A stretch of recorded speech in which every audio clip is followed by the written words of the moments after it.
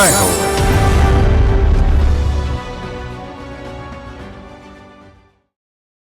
నమస్కారం. సామాన్యుల అసమాన విజయగీతిక ఈటీవీ జయహోకు స్వాగతం. ఆయన చిన్న చిన్న పనులతో కుటుంబాన్ని పోషించారు. యాతన పడ్డారే తప్ప యాచన చేయలేదు. ఆత్మగౌరవంతో కష్టించారు. ఆత్మవిశ్వాసంతో ముందుకు సాగారు. ఉడిపి ప్రాంతం నుంచి వచ్చి బెంగళూరులో స్థిరపడి మిఠాయిల వ్యాపారంతో కోటీశ్వరుడయ్యారు. ఇక కేరళలో ఓ కళాకారుడు కోడిగుడ్డు డొల్లలలో కళాఖండాలు సృష్టిస్తూ ఔత్సాహికులకు స్ఫూర్తిదాతగా నిలిచారు. వినూత్న కథనాలతో మీ ముందుకు వచ్చింది జయహో.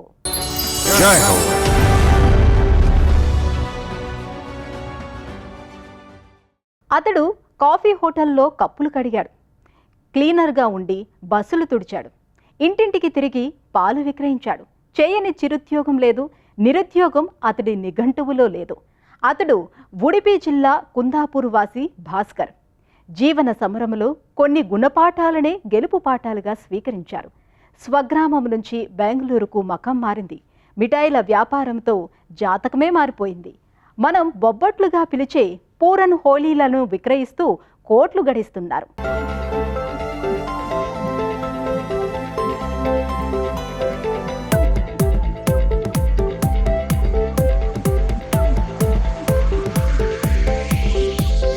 నోరూరించే తీయని అప్పచ్చులు, బొబ్బట్ల ఘుమఘుమలు.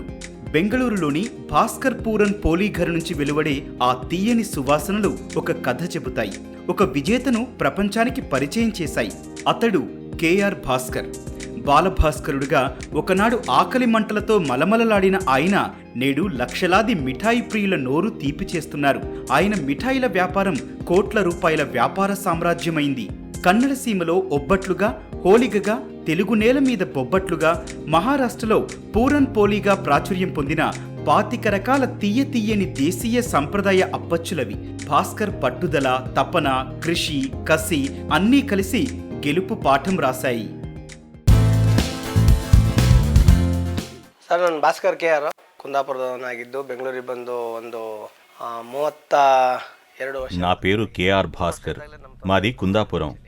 నేను 3.5 దశాబ్దాల క్రితం బెంగళూరు వచ్చాను. నా 3 ఏళ్ల వయసులో నాన్న చనిపోయారు. నాటి నుంచి నాకు అమ్మే సర్వస్వం.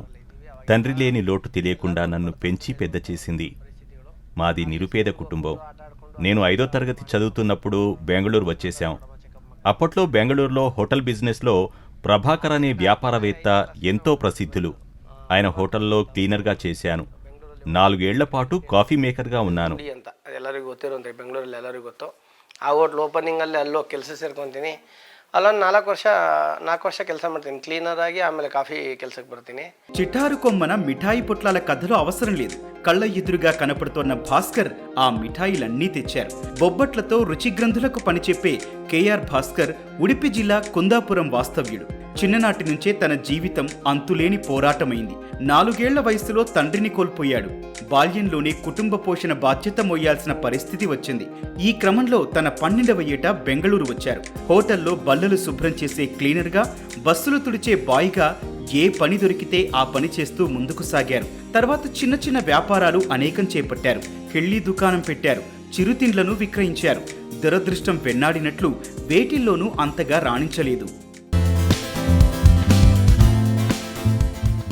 ನಾನು ಮದುವೆ ಆಗಬೇಕಾದ್ರೆ ಆಕ್ಚುಲಿ ಅವ್ರದ್ದು ಏನು ಇರಲಿಲ್ಲ ಅಂದ್ರೆ ಇಷ್ಟೊಂದೆಲ್ಲ ಏನು ಎಂತ మా పెళ్లి నాటికి మా వారికి చెప్పుకోదగ్గ వ్యాపారం ఏమీ లేదు. తర్వాత మేమిద్దరం కలిసి హోలీగే తయారు చేసేవాళ్లం. వాటిని ప్యాక్ చేసి దుకాణాలకు విక్రయించాం. క్రమంగా వ్యాపారం పెరిగి పరిస్థితి మెరుగైంది. వేరువేరు హోటళ్లకు వెళ్లి ఇచ్చేవాళ్లం. మా వారప్పుడు ఎలా ఉండేవారో ఇప్పుడు అలాగే ఉంటారు. మంచి మనిషి, నాకు మంచి భర్త. ಬಟ್ ನನ್ನ ಹಸ್ಬೆಂಡ್ ಟೋಟಲಿ ಮುಂಚೆ ಹೇಗೆ ನೋಡ್ಕೊಳ್ತಾ ಇದ್ರು ಇವಾಗಲೂ ಹಾಗೆ ನೋಡ್ಕೊಳ್ತಾರೆ. ಎಲ್ಲ ಓವರ್ ಆಲ್ ಹೇಳ್ಬೇಕಂದ್ರೆ he's a good person, he's a good husband. 23 ఏళ్ల వయసులో భాస్కర్ బెంగళూరులోని గావిపురంలో ఉంటూ పూరన్ పోలీల తయారీని ఆరంభించారు. ఇళ్లిళ్లు తిరిగి విక్రయించేవారు. 10 ఏళ్ల పాటు సైకిల్ మీద తిరుగుతూ మిఠాయిలు, తినుబండారాలు విక్రయించారు. కష్టకాలం వచ్చినా నిరాశపడలేదు. అంకిత భావం కించిత్తు తగ్గలేదు. తన ఉత్పత్తులు ఎప్పటికైనా అందరికీ నచ్చుతాయన్న గట్టి నమ్మకంతో ముందుకు సాగారు. ಬೇರೆ ಬೇರೆ ಬಿಸ್ನೆಸ್ಗಳನ್ನ ಮಾಡಕ್ಕೆ ಶುರು ಮಾಡ್ತೀನಿ. ಒಂದು ಚಾಟ್ಸ್. నేను వేర్వేరు వ్యాపారాలు ఎన్నో చేశాను. వేరే వాళ్ల స్థలం అద్దెకు తీసుకొని చాట్ సెంటర్ నడిపాను. సమస్యలొచ్చాయి. వ్యాపారం కలిసి రాలేదు. సైకిల్ మీద వెళ్లి హోటళ్లకు పాలను సరఫరా చేశాను. లాభం లేకపోయింది. ఏదీ సరిగ్గా కలిసిరాక, డబ్బుల్లేక తిండికి కటకటగా ఉండేది. చిరు వ్యాపారాలు చేసినా నష్టాలే మిగిలాయి. అప్పుడు ఆర్డర్ల మీద పకోడీలు, బోండాలు తయారు చేసిచ్చాను. షెనాయ్ సార్ నాకు హోలిగే కోసం తొలి ఆర్డర్ ఇచ్చి ప్రోత్సహించారు. ఆయన మంచి వ్యాపారవేత్త. ఫస్ట్ ఒಳ್ಳೆ బిజినెస్ మ్యాన్ ಅವರು. ఒక వంటల పోటీలో పాల్గొనటం భాస్కర్ జీవితాన్ని మలుపు తిప్పింది. గుర్తింపు వచ్చింది. తర్వాత ఓ మిత్రుడి సలహాతో ఆహార పదార్థాలు శుచిగా, రుచిగా, నాణ్యంగా తయారు చేశారు. తన స్టాల్ను పరిశుభ్రంగా తీర్చిదిద్దారు. ఉత్పత్తులకు ఒక బ్రాండ్ తెచ్చుకున్నారు. భాస్కర్ మనీ హోలీగా పేరుతో విక్రయ కేంద్రాన్ని విస్తరించారు. క్రమంగా వినియోగదారులు పెరిగారు. ఒక్క కర్ణాటకలోనే 17 కేంద్రాలను ప్రారంభించారు. 18 కోట్ల రూపాయల వార్షిక బిజినెస్ టర్నోవర్ సాధించింది. ఏడాదికి 3.5 కోట్ల లాభాలను ఆర్జిస్తోంది. విఠల్ శెట్టి, సౌరభ్ శెట్టి భాగస్వాములుగా మహారాష్ట్రకు వ్యాపారాన్ని విస్తరించారు. ಒಂದು ಹೋಟ್ಲಲ್ಲಿ ಕಾಫಿ ಹಾಕ್ತಾ ಇರ್ತೀನಿ. ಅಲ್ಲಿಂದ ಒಬ್ಬರು ಪರಿಚಯ ಇರ್ತಾರೆ ನನಗೆ. ಅವರು ವೇಣುಗೋಪಾಲ್ ಅಂತ. ಸೊ ಅವರು ಬೆಳಿಗ್ಗೆ ಹೊತ್ತು ಕಾಫಿ ಕುಡಿಯೋಕೆ ಬರೋರು. ಕಾಫಿ ಕುಡಿಯೋಕೆ ಬಂದ ನನಗೆ ಅವ್ರು ಪರಿಚಯ ಆಗ್ತಾರೆ. హోటల్లో కాఫీ మేకర్గా ఉండగా వేణుగోపాల్ అనే కస్టమర్ పరిచయం అయ్యారు. రోజూ వచ్చేవారు. మిఠాయిల తయారీ వైపు రావాలంటే తన ఇంటికి వచ్చి చూడాలన్నారు. అక్కడికి వెళ్ళి హోలిగే ఎలా తయారు చేయాలో నేర్చుకున్నాను. తెల్లవారుజామున 3ంటికే లేచి 30 ఇళ్లకు పాలు సరఫరా చేసేవాణ్ణి. తర్వాత ఉదయం నుంచి సాయంత్రం వరకు హోలిగే తయారీ పని. రోజూ 30 దుకాణాలకు ప్యాకెట్లను ఇచ్చేవాణ్ణి. ಹೋಗೋ ರೋಡಲ್ಲಿ ಎಲ್ಲೆಲ್ಲ ಅಂಗಡಿ ಇದೆ ಅಲ್ಲಿಗೆಲ್ಲ 5-5 ಪ್ಯಾಕೆಟ್ ಹಾಕೊಂಡು ಒಂದು ಪ್ಯಾಕೆಟ್ ₹1 ಥರ ಸಿಗೋದು. ನಂಗೆ ಇವಾಗ ನೆನಪಿದೆ, ಹನುಮನ್ನಡದಲ್ಲಿ ಕಗೀಸ್ ಬೇಕರಿ ಅಂತಿದೆ. ಅದೇ ಫಸ್ಟ್ ಆರ್ಡರ್ ಅಲ್ಲಿಂದ ಶುರು ಮಾಡಿದ್ದು. హోటల్ క్లీనర్ నుంచి పెద్ద వ్యాపార సామ్రాజ్య స్థాపన దాకా ఆయన ప్రయాణం ఎంతో స్ఫూర్తిదాయకం. అంకిత భావం, పట్టుదల, ఆత్మవిశ్వాసంతో ముందుకు సాగుతున్నారు. భాస్కర్ పూరన్ పోలి అంటే కర్ణాటక సంప్రదాయ వంటకాల ఘుమఘుమలే కాదు, భారతీయ వ్యాపార వ్యవస్థాపక స్ఫూర్తి కూడా. ఆయన బొబ్బట్ల తయారీ కేంద్రం పూరన్ పోలి ఘర్ దినదినాభివృద్ధి చెందుతోంది. ఔత్సాహిక వ్యాపారవేత్తలకు ప్రేరణనిస్తోంది. ನಮ್ದು ಚಿಕ್ಕ ಒಂದು ಫ್ಯಾಕ್ಟರಿ. మాకు ఓ చిన్న కర్మాగారం ఉంది. అందులోనే కార్యాలయం. విస్తీర్ణమంతా కలిపి 8,000 చదరపు అడుగులుంటుంది. మేమిక్కడ హోలిగే లేదా పూరన్ పోలి తయారీకి వాడే ముడి పదార్థాలను ఉంచుతాం. తయారీ అంతా ఇక్కడే. కావలసిన కొబ్బరి నూరటం, కలపటం, ప్యాకింగ్ చేయడం, బార్కోడింగ్ తదితర పనులన్నీ ఇక్కడే పూర్తవుతాయి. ఇక్కడ్నుంచే ముంబై, పూణే నగరాల్లోని 30 కేంద్రాలకు వెళతాయి. ఈ ఫ్యాక్టరీలో పనిచేసే వారి సంఖ్య 60 నుంచి 70 దాకా ఉంటుంది.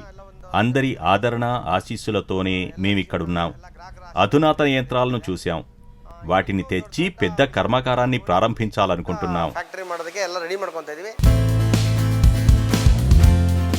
బ్రహ్మాండమేమీ బద్దలు కాదు, కానీ అతడి కళా సృజనకు కోడిగుడ్డు డొల్లగా మారుతుంది. ఆ ప్రతిభా నైపుణ్యానికి ఆవగింజ కూడా 100 ముక్కలవుతుంది. కొచ్చిలో ఎగ్షెల్ ఆర్టిస్టు సూరజ్ కుమార్కి కళలంటే బాల్యంలోనే అభిరుచి ఏర్పడింది. అది ఇంతెంతే పెరిగింది.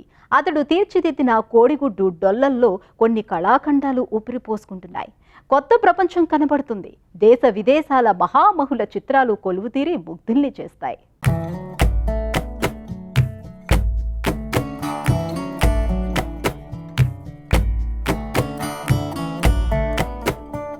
కొన్ని కళాఖండాల తయారీకి భూదేవంతా సహనం కావాలి. సహనం, కళా సృజన, ప్రతిభ కలిస్తే అతడు సూరజ్ కుమార్. కేరళ రాష్ట్రం కోచి అంటే కళల కాణాచి. కోడిగుడ్డులోనే కళా ప్రపంచం సృష్టించే కళాకారుడు సూరజ్. పెళుసైన గుడ్డు డొల్లలో సొగసైన చిత్ర కళాకృతుల్ని ఆవిష్కరించటం ఈయన ప్రత్యేకత. గుడ్డులో కొలువైన మహామహుల వర్ణచిత్రాలు, ప్రకృతి చిత్రికలు, స్వాతంత్ర సమరయోధుల చిత్రాలు, డచ్ చిత్రకారుడు వాన్ జీ చిత్రరచనను పోలి ఉంటాయి. సున్నిత కాన్వాస్ మీద జాగ్రత్తగా రూపుదిద్దిన സൊഗസൈന കലാകൃത്തുലീവി. ആർട്ട് ശരിക്ക് ചിത്രകല പഠിച്ചിട്ടൊന്നുമില്ല. എങ്കിലും വളരെ ചെറുപ്പത്തിൽ నేను డ్రాయింగ్ పై ఏమీ చదవలేదు. 3వ తరగతి చదివే సమయంలో డైజెస్ట్ అనే పత్రికలో చూసిన బొమ్మ నాకు స్ఫూర్తినిచ్చింది. ఆ బొమ్మ ఓ వైపు గుడ్డలా కనబడింది, మరో దిశలో బొమ్మతో ఉంది. అలాంటిదే నేను చేయాలని ప్రయత్నించాను, కానీ అప్పట్లో ప్రయత్నాలు ఫలించలేదు. కానీ చివరికి విజయం నాదే అయ్యింది. ట్రై ചെയ്തു തുടങ്ങിയത്. അങ്ങനെ ട്രൈ ചെയ്തു. ആദ്യം കുറെ തെറ്റിപ്പോയി, പിന്നീട് അത് വിജയത്തിലോട്ട് എത്തി. కళల్లో సంప్రదాయ మాధ్యమాలను ఇష్టపడని సూరజ్ తన 14వ ఏట వినూత్న కళలో ప్రవేశించారు. తొలినాళ్లలో సూరజ్ గోడలపై ఇలవేల్పుల్ని చిత్రించేవారు. బియ్యపు గింజల మీద సూక్ష్మ చిత్రాలకు రూపమిచ్చిన సృజనశీలి సూరజ్. ఒక పత్రికలో చూసిన బొమ్మ కళాకారుడిగా తన ఊహలకు రెక్కలు తొడిగింది. కోడిగుడ్డు డొల్లలో కళాప్రపంచాలను ఆవిష్కరించేలా ప్రేరణనిచ్చింది. വെല്ലുവിളികൾ വെച്ചാൽ ഓരോ എക്സിബിഷൻ പോകുമ്പോഴായിരുന്നു. ఎగ్జిబిషన్లలో నాకు ఎదురైన సవాల్ ఒకటే, అది ఈ ఎక్సెల్ ఆర్ట్ ప్రామాణికతపై వారిని ఒప్పించడం. కొందరైతే ఇది అసలైన గుడ్డేనా అని సందేహించారు. పరీక్షించేందుకు ఒత్తి చూసేవాళ్ళు. కొన్ని అలా పగిలిపోయేవి. రంగులతో బొమ్మలు గీయటంలో కూడా ఇబ్బంది ఉంది. తొలుత నల్ల రంగే వాడాను, తర్వాత అనేక రంగులు ఉపయోగించి గీశాను. വെല്ലുവിളികളുണ്ട്. പിന്നെ വരയ്ക്കുന്ന ടൈമിലുണ്ട് ആദ്യം ബ്ലാക്ക് കളർ മാത്രം ഉപയോഗിച്ചിട്ടായിരുന്നു. సూరజ్లో ఉత్సాహం, ఉత్సుకత, సృజనాత్మకత కలగలిశాయి. ఎవరో కళాకారుడు ఆవగింజను 200 భాగాలు చేశాడు అన్న కథనం ఓ పత్రికలో చూశారు. అతన్ని స్థానికులు హీరోలా చూశారని అర్థమైంది. కళాకారుడిగా తను వినూత్నంగా ముందుకు సాగాలని, గుడ్డులో కళాకృతులకు రూపమివ్వాలి అన్న ఆలోచనొచ్చింది. చివరికి ఈ వైవిధ్య కళలో సూరజ్ ఎంతో ప్రావీణ్యం గడించాడు. പ്രചോദനം ഞാൻ ഒരു 9ാം ക്ലാസ്സിൽ പഠിക്കുമ്പോൾ അന്ന് ഒരു പത്രവാർത്ത കണ്ടിരുന്നു. ഞങ്ങളുടെ നാട്ടിൽ തന്നെ ഞങ്ങളറിയാവുന്നൊരു నేను 9వ తరగతి చదువుతున్నప్పుడు ఓ వ్యక్తి ఒకే ఒక్క ఆవగింజను 200 ముక్కలు చేశాడన్న కథనం చూశాను. ఆ స్ఫూర్తితో అలాంటిదే ఇంకా వినూత్నంగా చేయాలని నిర్ణయించాను. ఆవగింజను 714 ముక్కలుగా కట్ చేశాను. నా విన్యాసం అందరి దృష్టిని ఆకర్షించింది. అంతా నన్ను ప్రోత్సహించారు. మరి తర్వాత ఏం చేస్తావు అని నన్ను అడిగారు. అప్పుడు నాకు డైజెస్ట్ పత్రికలో చూసిన బొమ్మ జ్ఞప్తికి వచ్చింది. ఎక్సెల్ ఆర్ట్ను ఎంచుకొని అందులో కొనసాగాలని నిశ్చయించాను. నా ప్రయత్నం విజయవంతమైంది. ట్రై ചെയ്തു, കുറച്ചൊക്കെ പരാജയപ്പെട്ടു, പിന്നെ విజయతిలోട്ട് ఎత్తి. నిజానికి గుడ్డులో కళాప్రపంచ ఆవిష్కరణ శ్రమతో కూడుకున్నది. ఎంతో సహనం ఉండాలి, మరెంతో కళా సృజన కావాలి. కనీసం 3 ఏళ్లు ప్రయత్నించాలి. గుడ్డును డొల్లగా మార్చే సాంకేతికత నేర్చారు. కొబ్బరి చిప్పను కుంచెలా ఉపయోగించి పెంకు లోపల పగలకుండా ఎంతో జాగ్రత్తగా పెయింటింగ్స్ వేశారు. అయినా అనేక పర్యాయాలు, వైఫల్యాలు సహనాన్ని పరీక్షించాయి. పని మధ్యలో ఉండగా గుడ్డు డొల్ల పగిలిపోయిన సందర్భాలు కోకొల్లలు.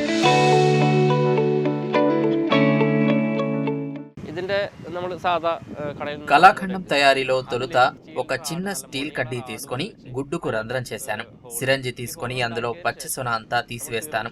సిరంజితో నీటిని పంపించి గుడ్డు డొల్లను శుభ్రం చేయడం తర్వాత కార్యక్రమం. అనంతరం తడి ఆరేందుకు సూర్యకాంతిలో ఉంచుతాను.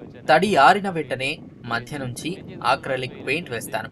చుక్కలను కలుపుతూ బొమ్మ గీయడం నేను పాటించే పద్ధతి. సూరజ్కు ఎన్నో ఒడిదుడుకులు ఎదురయ్యాయి. అయినా వృత్తి కళా ప్రవృత్తి ఎంతో సంతృప్తినిచ్చింది. నమ్మిన కళలో నైపుణ్యం, పరిపూర్ణత సాధించారు. ఈ గుర్తింపొచ్చేందుకు ఎంతగానో శ్రమించారు. కళా ప్రదర్శనల్లో ఇవసలు గుడ్లేనా అన్న సందేహంతో కొందరు సందర్శకులు గుడ్లను నొక్కి పగలగొట్టేవారు, అగౌరవపరిచేవారు. అయినా అంకితభావం కొనసాగింది. అనేక రికార్డులు సృష్టించారు.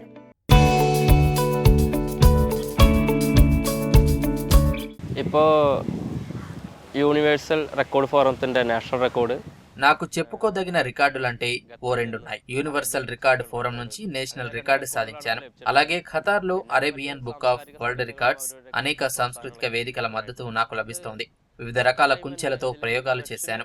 ఎక్సెల్ ఆర్ట్, ఆక్రిలిక్ పెయింట్స్ వాడేందుకు మరింత అనువుగా ఉంది. బ్రష్ ഞാൻ പല തരത്തിലുള്ള സംഭവങ്ങൾ ട്രൈ ചെയ്തു. 200 పర్యాయాలు యత్నించి 75 కళాకృతుల్ని తయారు చేశారు. కోడిగుడ్డు డొల్లలో కళా ప్రపంచాలను ఆవిష్కరిస్తున్నారు. గిన్నెస్ బుక్ ఆఫ్ రికార్డ్స్ లో చోటు సంపాదించడమే ఇప్పుడు తన తదుపరి లక్ష్యం. దుర్బలంగా అంటే బలహీనమైన కాన్వాస్ మీద కూడా ఆయన కళాఖండాలు తన అపరిమిత సృజనాత్మకతకు అద్దం పడతాయి.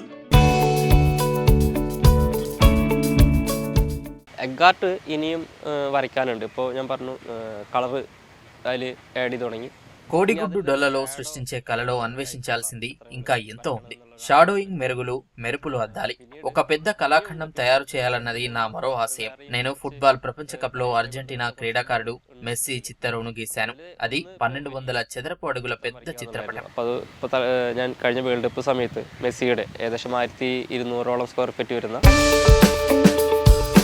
చేదు నిజాలను జీర్ణించుకొని తీయని మిఠాయిల విక్రయంతో స్వయం కృషితో ఎదిగి తన చరిత్రనే విజయగీతంగా మలిచారు బెంగళూరు మిఠాయిల వ్యాపారి పూరన్ హోలీ భాస్కర్. ఈ తరం యువ వ్యాపారవేత్తలకు మార్గదర్శకుడయ్యారు.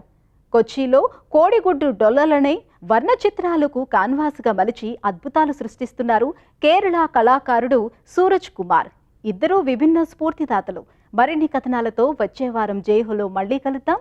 నమస్కారం.